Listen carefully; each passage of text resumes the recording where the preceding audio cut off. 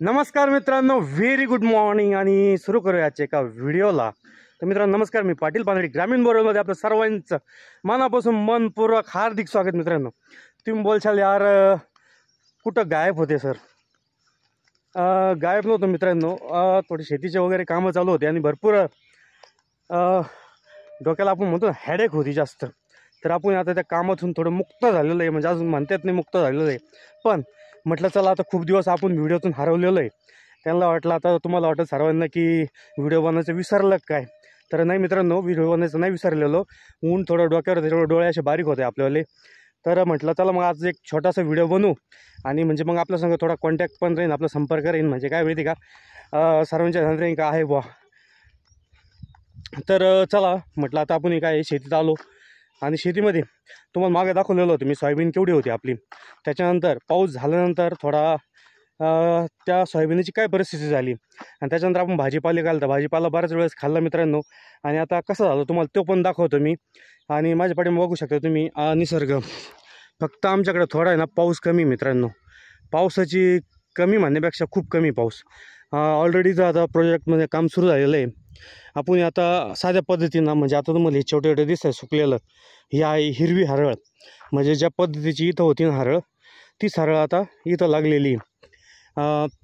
जसे आपण कांदे लावतो मित्रांनो, जसे कांदे लावतो ना त्याच पद्धतीनं ती हरळ लावावं लागते तोडून तोडून. त्याची प्रोसेस भरपूर आहे, मी तुम्हाला निवांत याच्यात वेळेत सांगेन मी का त्याची प्रोसेस कशी आहे. त्याच्यानंतर आपण इथं ताक केलेलं होतं मित्रांनो. तो ताग आता बघा आपण पूर्ण मोडलेला आहे, रोटरी मारून इथं आता हरळीचं काम चालू झालेलं आहे. आणि साग बघा तुम्ही, साग बघू शकता किती हिरवा झाला. आता थोडा कॅमेरा प्रॉब्लेम मित्रांनो, थोडं ब्लर होणारच आहे, तर थोडं समजून घ्या. मी तो दुसरा कॅमेरा घेतला नाही, थोडं ब्लर झाला तर मला थोडं समजून घ्या, त्याबद्दल सर्वांना सॉरी. जर आत्तापर्यंत जर ताग असतं ना तर त्याची तागाची एवढी हाईट असते. आणि तुम्हाला भाजीपाला दाखवतो मी, भाजीपाला केवढा झालेला आहे आपला. तुम्ही बघू शकता माझ्या पाठीमागे भेंडी मी आता काही घरी तोडून नेली. आणि ते बघा अशा पद्धतीची एकदम नॅचरल भेंडी, मी आतापर्यंत कुठली फवारणी केलेली नाही याला. भेंडी बघू खूप जास्त प्रमाणात मस्त लागलेली भेंडी. मी थोडं सण म्हणजे सूर्याच्या त्या साईडला जातो. हे बघा तुम्ही बघू शकता, काय नॅचरल भेंडी खायची आणि त्याची चव खूप वेगळी असते. म्हणजे हे बघा एवढी भेंडीचा हा प्लॉट आहे आणि ती लावताना खूप दाट केली, त्याच्यामुळे ती आता दाट केली.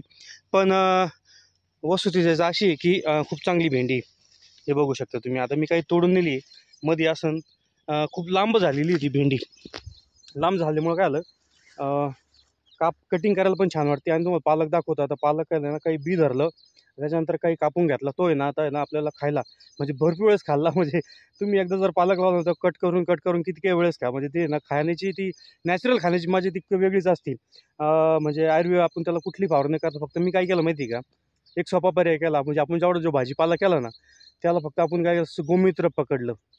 आणि गोमित्र काय केलं, आपला जो 15 किंवा 20 लिटरचा जो पंप आहे तो भरायचा आणि त्याच्यात 1 लिटर गोमित्र ओतायचं आणि ते नॅचरल आपलं मारून द्यायचं. म्हणजे काय होतं, जेणेकरून भाजीपाला कीड वगैरे जी असते ती कमी प्रमाणात लागते आणि जास्त भाजीपाला चांगला फुटतो. तर चला मी तुम्हाला पालक दाखवतो. आता हे बघा, हे माझ्या पाठीमागे हा पालक आहे. आता हे पालकाचा आपण बी धरतोय. म्हणजे एवढे झाड आपण काय केलं, आता हे बी धरलं आणि जो बाकीचा पालक होता तो काय केला, कट केला. आणि याच्यात कोथिंबीर पण आहे मित्रांनो. पण थोडं पाणी कमी असल्यामुळे, पाणी नाही आहे ना आपल्याकडं. आणि पाठीमागं तिथं कोथिंबीरचा प्लॉट होता, फक्त पाण्यामुळे थोडा तो गेला. आणि त्याच्या पाठीमागं ते 2 होते ना, तिथं मेथी होती, मेथी तर निघाली खाल्ली. त्याच्यानंतर ही कारल्याची वेळ फक्त तार बांधायची राहिली, त्याच्यामुळे तो खराब झाला थोडा. आणि काय केलं माहिती का, इथं काकडी. आता काकडीची वेळ बघू शकता. आता आपण आता तार बांधणार आहे, ज्यावेळेस तार बांधतो त्यावेळेस तुम्हाला ते दाखवतो मी. त्याच्यानंतर अजून पुढचा प्लॉट असा आहे, आपण गवारी केली ती. फक्त आता गवारीला काय प्रॉब्लेम आला माहिती का, त्याच्यावर ते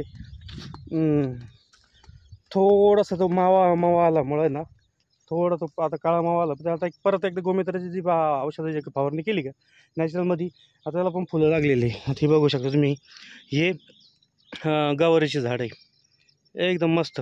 खूप म्हणजे एक छोटा प्लॉट आहे हा, छोटाच आहे बघा, की छान पद्धतीनं मस्त तो झालेला आहे. कांद्याची पात पण आहे, ही बघी कांद्याची पात पण आपण जी कांद्याची पात पण लावलेली. आणि त्याच्यानंतर इथं आपण मुळा, त्याच्यानंतर चवळी, वाटाणा आणि कोथिंबीर, डिंगऱ्या आणि बीट अशा गोष्टी लावलेल्या होत्या. अजून भरपूर होतं, पण आता बरेच मटेरियल आपण काढल्यामुळे ना वाटाणा थोडा सक्सेस नाही आला. कारण आपल्याला ते वाटाण्याचं एवढी आयडिया नव्हती. कारण आता हे जे वाटाणे झाड आहे हे बघा, याला वाटाणे लागलेले फक्त आपल्याला आयडिया नसल्यामुळं, आणि हा मुळा आहे मित्रांनो, मुळ्यामध्ये आपण काय केली, कोथिंबीर लावलेली, आणि हे चवळीचे झाड आहे, आणि हे डिंगऱ्या, ह्याच्यात याला फुलं लागलेली, म्हणजे हे जे आहे हे डिंगरे आहे. आणि हे बघा याच्यात तुम्ही बघू शकता कोथिंबीर, त्याच्यानंतर या साईडला मुळा आहे, आणि पुढं त्या साईडला बीट आहे. म्हणजे नॅचरल, फक्त नॅचरलचा प्रॉब्लेम काय होता, आपण औषध फवारणी करत नाही ना, त्याच्यामुळे ना ते असं थोडं, आपण म्हणतो मार्केटमध्ये भाजीपाला कसं एकदम टवटवीत येतो, एकदम फ्रेश, त्या पद्धतीचं राहत नाही. फक्त एवढंच, नॅचरलची चव वेगळी राहते. आणि पुढची गोष्ट म्हणजे काय माहिती का, आता तुम्हाला दाखवतो मी सोयाबीन. तर सोयाबीन केवढी झालेली मित्रांनो, फक्त आता 2 पाण्याची गरज आहे. म्हणजे आपल्याला 1 पाण्याची गरज होती, पण ते पाणी, पाऊस तर काही येईना. म्हणजे खूप यावर्षी जर पाऊस नाही आला तर म्हणजे आता एक मागच्या वर्षी जी परिस्थिती होती बिकट, त्याच्यापेक्षा डबल बिकट परिस्थिती राहणार आहे. कारण पाऊसच नाही, धरणं भरले पण पाऊस नाही. फक्त कॅनलच्या कडाला ज्यांच्या शेती त्यांच्या ओके राहीन, पण ज्यांना पाण्याचा एकदमच अभाव आहे त्यांचं मग अवघड होणार आहे. फक्त आपण एवढीच प्रार्थना करू शकतो का पाऊस जास्त पडावा, रिटर्नचा काय ना पाऊस जास्त यावा. हे बघा, हे सोयाबीन बघू शकताय तुम्ही, ही पूर्ण सोयाबीन मित्रांनो, फक्त 1 पाण्याची गरज आहे तिला.